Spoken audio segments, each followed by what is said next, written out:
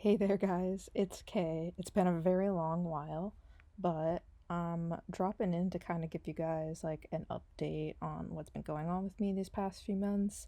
I'm doing a little voiceover on a plan with me here. You can see I have these like Erin Condren mock hourly that I put on some sticker paper that I'm gonna lay out.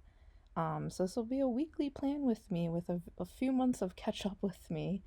Um, what's the first order of business here?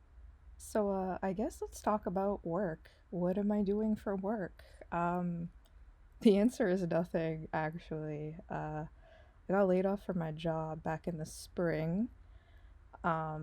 So guess what I've been doing? I went back to school full time. Yeah, there's so much. That's why I was like, I kind of have to let people know like why I've been absent. Because again, a whole lot has been going down, okay? Yeah, I lost my job. It was right after my 5 year mark of being there, so I ended up getting a decent payout to leave, although it did suck like losing benefits and stuff.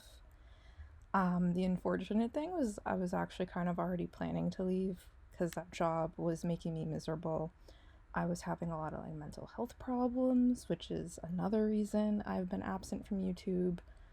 And it was a huge uh just a boil down of like a stressful work environment, being on the wrong medication, um and just really needing to take a step back and like just like learn some more about myself so that I could take better care of myself and just, like I've learned a lot more about like what I value, what I don't value, and things that help me stay sane as a person in this like insane world.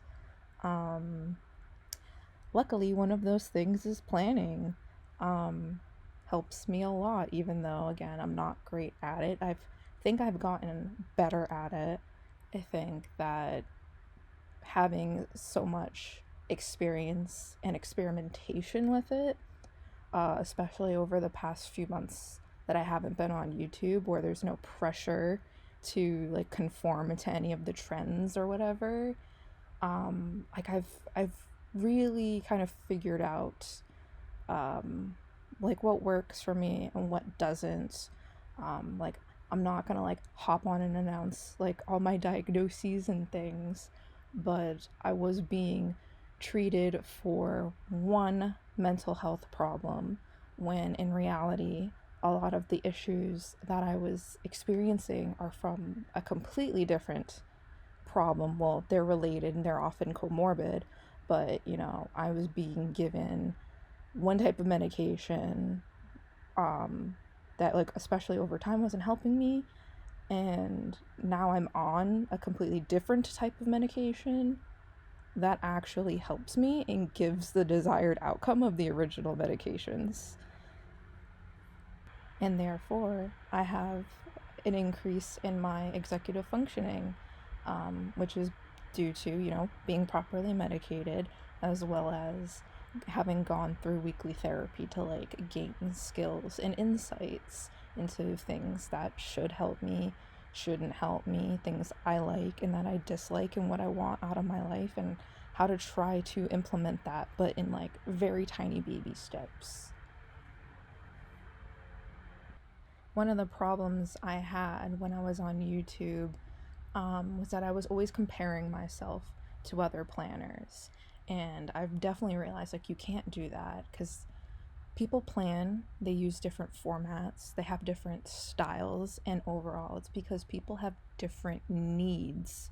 Like I am using this mock hourly format. Why? Because I suffer from time blindness, and therefore I need to be able to like physically see, down to the half hour sometimes, how my day is going to look, especially because I'm a full time student. I'm in 4 classes and a lab right now, and I have class 5 days a week with sometimes more than one class in a day. and I have to commute. And so I need to physically have that timeline for every single day, which is why I've realized that this format, after I started playing with it, I really love it and it's working really, really great for me. The thing is, because of like the hyper consumerism in the planner sphere, like there's so many formatting options, paper options, style options. So like I'll be realistic, like I've gone through so many different types of planners and planner styles to even get to this point. I've had to do a lot of research, and like I'm very grateful that, despite being somebody who studies like math and neuroscience, like I am a creative person and I was able to like make a bunch of different mocks of planner types, even down to scale, like the one you're seeing now. Make them for myself and print them for myself, personal use only.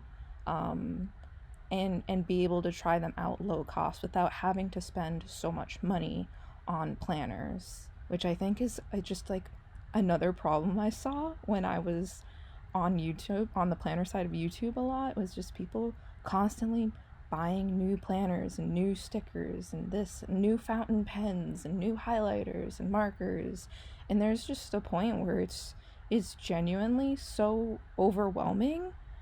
Sorry for like the rant and all, but I'm gonna be honest, as somebody who makes content about budgeting and financial, like personal finances and planning, like I feel like I need to let people know, like, I don't think you need to be constantly spending money on these things to be a successful planner. Please, please know that buying the latest and greatest doesn't mean that it's going to be the best. There's so many successful people who use literally just like a pocket notebook. It's all about finding like what works for you in your style, in your budget. And I just want to be honest and be like, like you don't have to go all out or constantly be chasing the next thing. I don't think it's realistic. And I think it burns a lot of people out, like myself. However, for you curious consumers, I mean, so the products that I'm using, obviously I've already stated that the hourly mock-up is a draft that I've made. It's not available for sale or anything.